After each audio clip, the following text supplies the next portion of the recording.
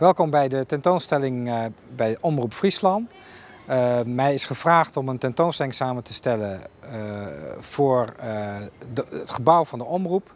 En dat heb ik dicht bij huis gehouden door kunstenaars uit te kiezen die of in de omgeving van Drachten werkzaam zijn. Die ik heb geselecteerd is Johan van Aken, ook geen onbekende in het noorden.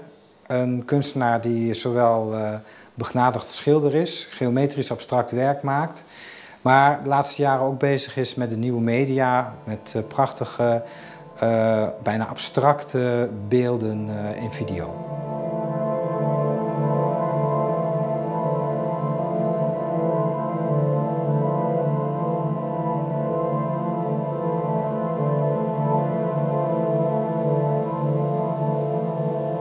Ja, het jet bij deze media. Ik ben steeds visueler ingesteld en ja, de snelheid van het beeld, dat denk ik wel verschillend oer. Bij de meeste mensen, men giet het vaak heel snel, dus een soort videobeeld, dan giet het boom, boom, boom, heel snel, heel hoog tempo. Het is net de tijd om eigenlijk te zien wat er gebeurt.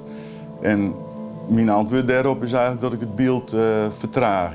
Dus dat het beeld langzamer giet, dus langzaam in het beeld trokken geweest. En dat is eigenlijk wel een van mijn gedachtegangen.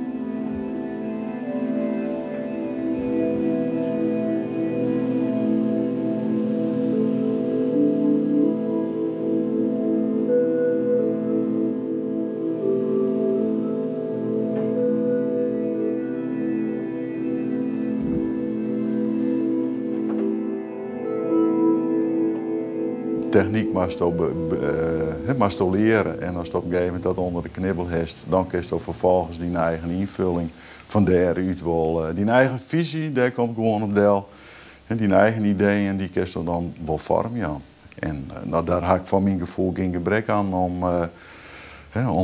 om werk mee bezig ben, om daar steeds stapjes in te maken. Dat is ook wel voor mij het avontuur.